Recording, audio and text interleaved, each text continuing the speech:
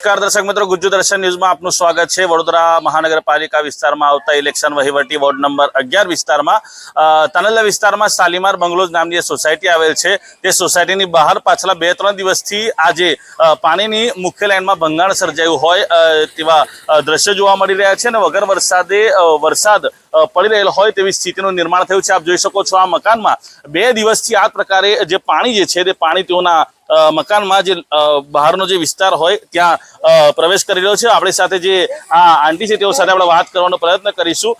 जी, कितने दिनों से वैसे पानी की लाइन जो है लीकेज, क्या कहना? ये 2-3 दिन से यही हाल है। और देखो, पानी नदी की तरह बह रहा है ना। हम बाहर निकल सकते ना हमारे बच्चे बाहर निकल सकते। हमारा तो आना जाना मुश्किल हुआ है। तो जल्दी से आए रिपेयर करने कि मेरे बच्चों को संभालना पड़ रहा है। जी, कंप्लेन किया है, फोन भी किया था। बोला आ रहे हैं। और आज ज्यादा ही बढ़ गया, आज ज्यादा बढ़ा है। बराबर। आंटीનું કહેવું છે કે 2 દિવસથી આ પાણીની લાઇનમાં ભંગાણ સર્જાયું છે અને પાણીની લાઇનમાં ભંગાણ સર્જાવાના કારણે તેઓની જે બહાર જે કમ્પાઉન્ડ હોય તે કમ્પાઉન્ડમાં પાણી પ્રવેશી રહ્યું છે। આ મજૂર લોકોને પણ કદાચ મોકલવામાં આવ્યા છે તેવું લાગી રહ્યું છે। આપણે તેઓ સાથે પણ વાત કરવાનો પ્રયત્ન કરીશું, કારણ કે 3-4 કલાકથી તેઓ અહીંયા આ પ્રકારે આ પાવડો અને ત્રિકમ આવા મૂકેલી અવસ્થામાં છે અને તેઓ અહીંયા બેસેલા હોય તેવા નજરે પડી રહ્યા છે। 2 થી 3 કલાક જેટલો સમય તેઓને અહીંયા આવે થયો હશે, કારણ કે લગભગ 9:30 થી 10 વાગ્યા ના સમયમાં તેઓ અહીંયા પહોંચ્યા હશે અને જે મુખ્ય પાણીની લાઈન હોય તે પાણીની લાઈનમાં ભંગાણ સર્જાયું છે। આપણી સાથે એક મજૂર છે, તેઓ સાથે વાત કરીશું। જી ભાઈ, આપ लोग यहाँ पर કેટલા તમને કામ કરવા માટે મોકલે? जी, तो काम कब से बैठो आप? अभी पानी चालू है, इसके लिए काम नहीं होगा।